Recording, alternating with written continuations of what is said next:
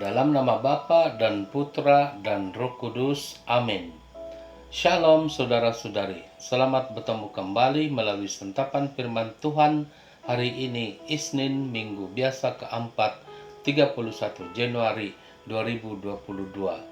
Injil renungan kita pada hari ini ialah Markus bab 5 ayat 1 hingga 20. Mari kita sama-sama dengarkan. Sekali peristiwa, sampailah Yesus dan murid-muridnya di seberang danau Galilea di daerah orang Gerasa. Baru saja Yesus turun dari perahu, datanglah kepadanya seorang yang kerasukan roh jahat dari pekuburan. Orang itu diam di sana dan tidak ada lagi yang sanggup mengikatnya dengan rantai sekalipun. Sudah sering ia dibelenggu dan dirantai, tetapi rantai itu diputuskannya dan belenggu itu dimusnahkannya, sehingga tidak ada seorang pun yang cukup kuat untuk menjinakkannya. Siang malam ia berkeliaran di pekuburan dan di bukit-bukit sambil berteriak-teriak dan memukuli diri dengan batu. Ketika melihat Yesus dari jauh, berlarilah ia mendapatkannya. Ia lalu menyembahnya dan dengan keras ia berteriak, "Apa urusanmu dengan aku, hai Yesus, anak Allah yang maha tinggi? Demi Allah, jangan siksa aku." Karena sebelumnya Yesus mengatakan kepadanya, "Hai engkau roh jahat, keluar dari orang ini." Kemudian Yesus bertanya kepada orang itu, "Siapa namamu?" Jawabnya, "Namaku Legion, karena kami banyak." Ia memohon dengan sangat supaya Yesus jangan mengusir roh-roh itu keluar dari daerah itu. Adalah di sana di lereng bukit sekawanan babi sedang mencari makan.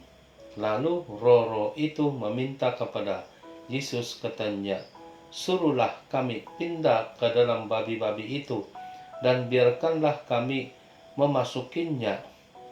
Yesus mengabulkan permintaan mereka, lalu keluarlah roh-roh jahat itu dan memasuki babi-babi itu. Maka kawanan babi yang kira-kira 2.000 jumlahnya itu terjun dari tepi jurang ke dalam danau dan mati lemas di dalamnya. Maka larilah penjaga-penjaga babi itu. Mereka menceritakan hal itu di kota dan di kampung-kampung sekitarnya. Lalu keluarlah orang untuk melihat apa yang sedang terjadi. Mereka datang kepada Yesus dan melihat orang yang kerasukan itu duduk. Orang yang tadinya kerasukan legion itu kini berpakaian dan sudah waras. Maka takutlah mereka. Orang-orang yang telah melihat sendiri hal itu menceritakan apa yang telah terjadi atas orang yang kerasukan setan itu dan tentang babi-babi itu. Lalu mereka mendesak Yesus supaya ia meninggalkan daerah mereka.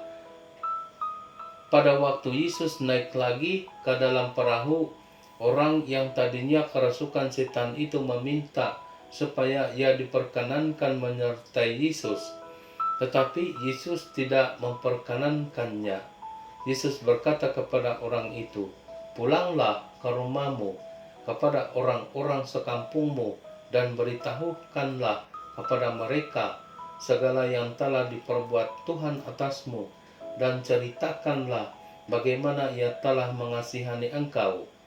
Orang itu pun pergi dan mulai memberitakan di daerah Dekapolis segala yang telah diperbuat Yesus atas dirinya, dan mereka semua menjadi heran. Demikianlah Injil Tuhan. Terpujilah Kristus. Saudara-saudari, sebentar berlalu kita telah mendengar seorang yang dirasuki roh jahat dibebaskan oleh Yesus. Kemudian Yesus menyuruh orang itu pulang ke rumahnya kepada orang-orang sekampungnya dan beritahukan mereka segala yang diperbuat oleh Tuhan kepadanya dan bagaimana Tuhan mengasihaninya. Orang itu pun pergi dan mulai memberitakan segala apa yang telah diperbuat Yesus atasnya.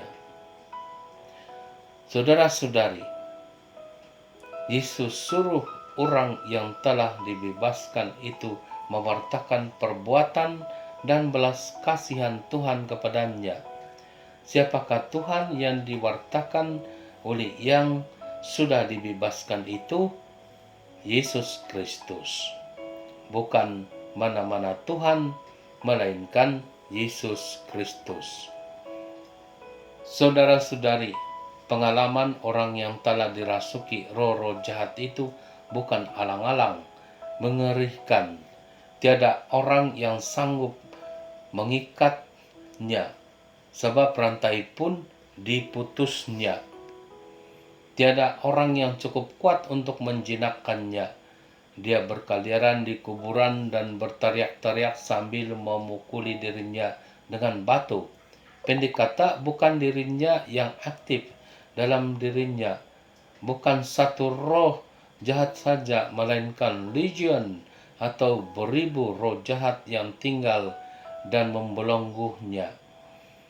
Orang itu lebih dari tidak waras, sebab dia tidak sadar diri.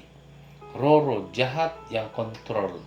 Demikianlah saudara-saudari yang kita dengar kalau Yesus tidak ada dalam hidup. Demikianlah terjadinya dengan yang coba-coba berjinak-jinak atau bermain-main dengan kuasa jahat.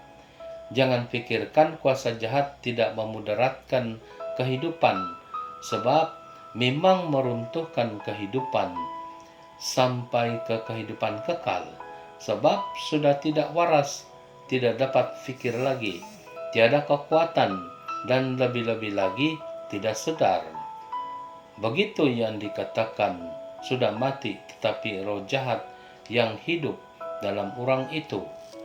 Siapa yang mengalami kerasukan itu? Orang Kristen pun ada juga terjadi macam itu. Kenapa? Saya percaya orang itu lalai dalam imannya, sebab mustahil bagi yang percaya kepada Yesus dan Yesus ada dalam dirinya dapat dirasuki roh jahat. Kita dengar roh-roh jahat takut dan menyerah kalah kepada Yesus. Saudara-saudari, setiap orang yang telah dibaptis dalam nama Allah Bapa, Putra, dan Roh Kudus dilindungi, tetapi masih juga terdadah kepada kuasa-kuasa atau roh-roh jahat. Itulah sebabnya mesti ada hubungan dengan Tuhan. Dalam kepercayaan, Yesus sentiasa ada dalam hidup. Dalam doa Santo Patrik, katakan, Kristus bersamaku, Kristus di depanku, Kristus di belakangku, Kristus di kananku, Kristus di kiriku, Kristus di dalamku, Kristus di atasku, Kristus di bawahku. Jangan sekali-kali bermain-main dengan berkata, Mambang di depanku, Mambang di belakangku, Mambang di kananku, Mambang di kiriku. Jangan main-main dengan kuasa yang jahat. Itulah sebabnya Yesus berikan kita doa Bapa kami, supaya kita dijauhkan dari yang jahat. Lebih baik kita biasakan diri bersama dengan Yesus setiap masa dan di mana-mana. Dan yang terbaik ialah memuliakan Tuhan, memperkongsikan kasih dan belas kasihan Allah melalui Yesus, Tuhan dan Juru Selamat kita. Sebab dengan bersaksi kepada Yesus, hubungan kita dengan Yesus diteguhkan dan lebih lagi kita dilindungi oleh Yesus. Amin. Dalam nama Bapa dan Putra dan Roh Kudus. Amin.